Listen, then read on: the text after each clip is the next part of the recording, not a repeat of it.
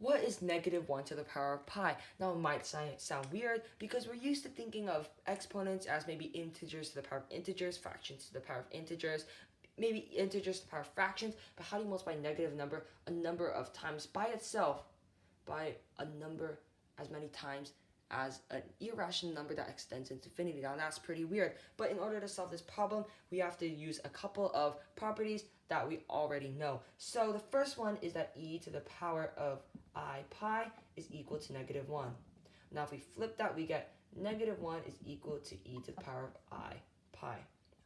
Now if we put both sides to the power of pi, we get negative 1 to the power of pi is equal to e to the power of I pi to the power of pi. And as you can see, this matches our original problem. But however, we're not done on this side because we can use properties of exponents to get e to the power of I pi squared. This equals e to the power of I pi squared. But so this could be our answer, but we're not done yet because this is still a pretty weird number. So if we go to this side, we have to use a second property. E to the power of I pi is equal to cosine, not pi, theta. It could be any theta, but right now we're just writing theta so we can plug in a different number later on. So this is a property. Now if we go ahead, we can actually make this theta pi squared. So e to the power I pi squared. After all, this theta could be anything, and I decide that it's pi squared equals cosine pi squared plus I sine pi squared. But notice something interesting.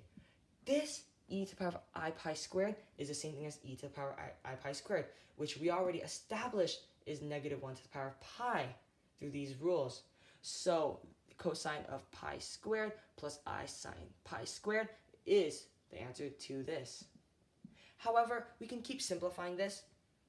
This is the exact answer, but if we want a decimal answer, then we can actually, this is about negative 0.903 minus 0.430i.